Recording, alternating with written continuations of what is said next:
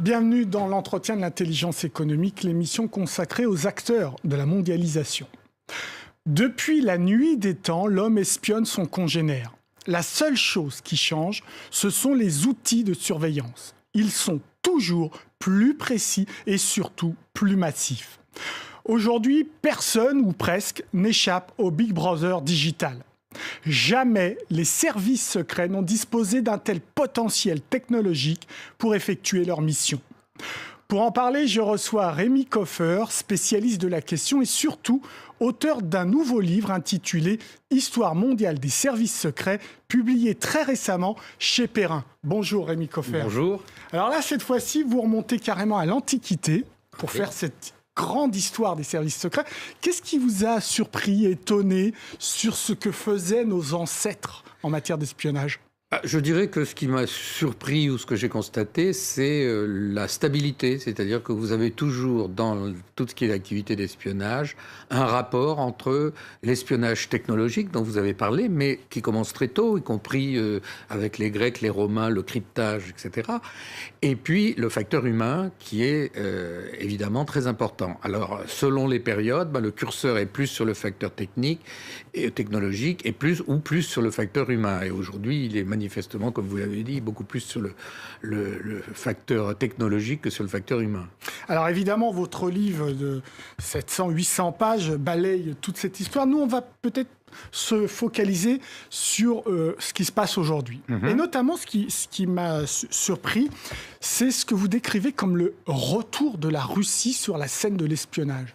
Oui, tout à fait, parce que si vous voulez, vous avez eu l'écroulement de l'Empire soviétique, et l'Empire soviétique, un de ses piliers, c'était le KGB, qui était à la fois la police politique et une partie du KGB était le service de renseignement extérieur, c'était la CIA russe, si vous voulez, soviétique.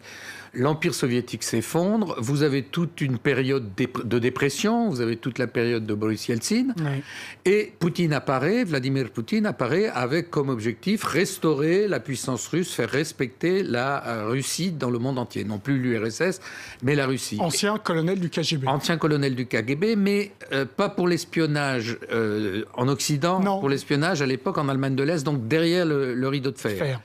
Mais effectivement, il appartenait à la maison.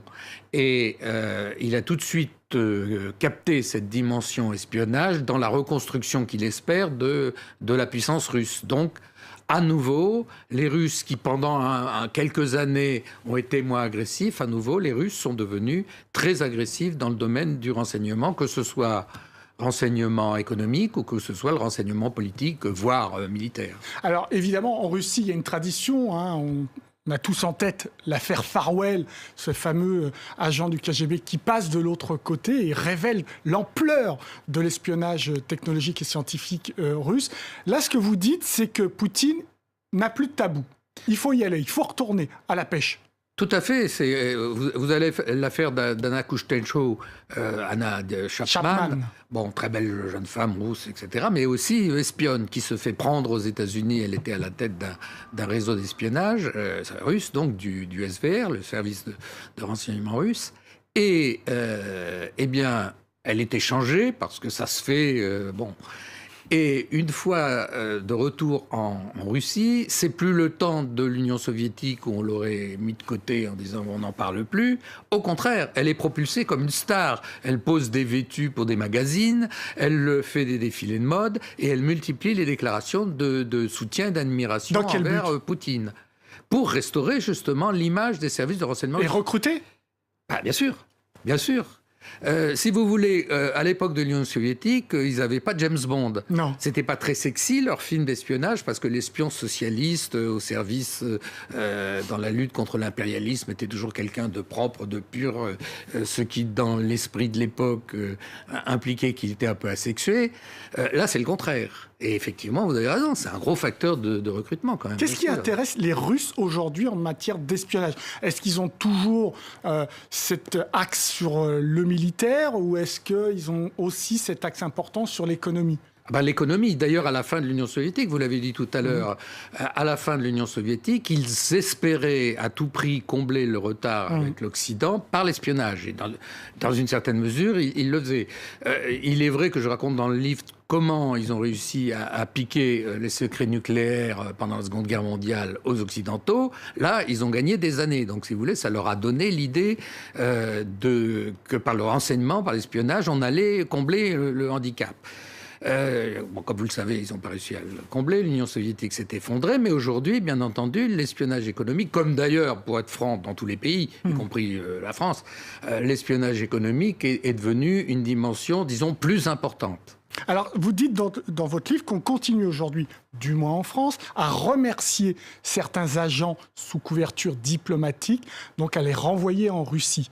Oui, tout à fait. Il y a des expulsions un peu discrètes pour pas faire trop de vagues, mais effectivement, ça arrive de temps en temps. Et ce qu'on lit là, ce qui est surprenant, c'est que visiblement notre attitude vis-à-vis de la Chine est différente. Oui, tout à fait. Alors, les Chinois ont créé en 1983 un nouveau service de renseignement qui s'appelle le Guangbu, qui a été créé à l'époque de Deng Xiaoping, très largement dans un but économique, effectivement. Là aussi, il s'agissait de rattraper le retard pris sur l'Occident.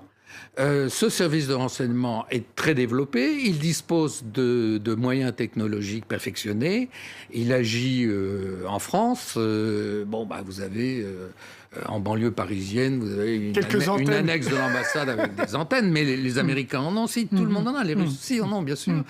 Et naturellement, ils sont très agressifs. Mais comme les rapports entre la Chine et la France ne sont pas les mêmes que les rapports entre la France et la Russie. Idem pour le côté États-Unis-Chine. Idem pour le côté États-Unis-Chine, si vous voulez. Eh bien, on est beaucoup moins dur, ou on est même très peu dur avec les espions chinois quand on arrive à les repérer. Vous dites aussi qu'il y a une stratégie différente en ce qui concerne l'espionnage chinois, qu'il y a c'est beaucoup plus diffus, qu'on fait sans doute plus appel à des non-professionnels que ce qu'on voyait avec les soviétiques ou les autres. Pourquoi ? Écoutez, parce que les Chinois disposent de la diaspora. Enfin, ils peuvent recruter des agents au sein de la diaspora chinoise qui sont parfaitement implantés dans le pays, qui vivent comme vous et moi, qui en connaissent les codes. Scientifiques, étudiants, universitaires. Voilà. Et les Soviétiques, passé l'époque où ils recrutaient directement des agents au sein des partis communistes, mais bon, après ça s'est un peu tassé quand même parce qu'il y avait de gros risques, eh bien, les Russes ont un peu plus de difficultés parce que tout simplement, il y a moins de diaspora russe que de diaspora chinoise. La diaspora chinoise est présente dans le monde entier. Mais vous dites que c'est très efficace parce que ces espions non professionnels ramènent des renseignements d'un différent niveau, mais quand on regroupe tous ces renseignements, là, on obtient des informations stratégiques. Si vous voulez, le renseignement, c'est comme un puzzle. Vous mettez des pièces, et puis tout d'un coup, vous voyez se dessiner l'image, et là, ça devient beaucoup plus facile de rajouter les pièces qui manquent. Les Chinois, comme les autres, agissent de cette manière. C'est-à-dire, ils rassemblent des pièces jusqu'au moment où ils commencent à comprendre l'image et à aller beaucoup plus vite dans la prise de conscience de cette image. Voilà. Le président chinois était récemment à Washington. On était à deux doigts, sans doute, d'une guerre d'espionnage économique sur le cyber. Visiblement, ils ont enterré la hache de guerre. Vous y croyez ou pas ? Ce qui s'est passé, si vous voulez, c'est que ce sont deux énormes puissances, deux superpuissances. L'une qui est la première superpuissance du monde, les États-Unis, et l'autre qui aspire, ou en tout cas pourrait le devenir, au XXIe siècle. Alors, il est évident que c'est un très gros affrontement qui a connu des périodes très très dures, en particulier quand les Américains ont mis en examen, ont inculpé un certain nombre d'officiers supérieurs de l'armée populaire de libération chinoise pour cyberespionnage. Parce que, évidemment, les hackers chinois en rapport ou moins ou plus avec les officiels sont très nombreux, comme les Russes d'ailleurs.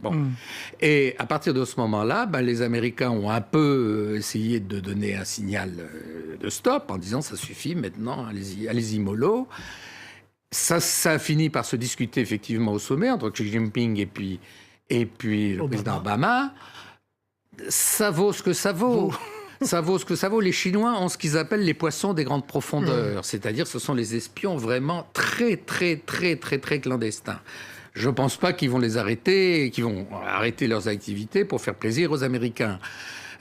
Simplement, c'est une question de rapport de force, de bras de fer. Les Chinois ne veulent pas non plus trop d'affrontements avec les Américains. Alors, ça va être pendant une période X, tenté, disons plutôt, un peu plus calme. Après, ça reprendra peut-être. Alors, Rémi Coffer, une dernière question. Est-ce que le renseignement humain, donc le renseignement humain, a disparu ? Il n'a pas disparu, mais on tend, je pense, en particulier en Occident, parce que les Chinois, par exemple, dont on parlait, ne le sous-estiment pas. Je pense que les services secrets occidentaux ont tendance à le sous-estimer. Pourquoi ? Parce qu'il comporte une part de risque considérable. Par exemple, si vous voulez lutter contre le terrorisme, eh bien, il faut pouvoir infiltrer les réseaux terroristes. Et là, les agents qui se livrent à ce genre de jeu... On a peur de sacrifier les agents, qu'on a retournés. Bah oui, parce que l'Occident est plus vulnérable en ce sens qu'une perte humaine... c'est très bien dans notre pensée, si vous voulez, une perte humaine est irréparable. Dans la pensée des Chinois, dont tout le XXe siècle a été un long fleuve de sang, de guerre civile, d'agressions japonaises, etc., une vue humaine a évidemment moins de poids. De la même manière pour les Russes aussi, parce qu'ils ont subi tellement de malheurs au XXe siècle que, évidemment, ils sont, disons, moins timides sur le plan du renseignement humain que les Occidentaux. Merci beaucoup, Rémi Coffer. Je renvoie encore à cette histoire mondiale des services secrets parue chez Perrin. L'émission est terminée, mais comme d'habitude, vous pouvez retrouver l'entretien de l'intelligence économique sur le web france24.com. Au revoir.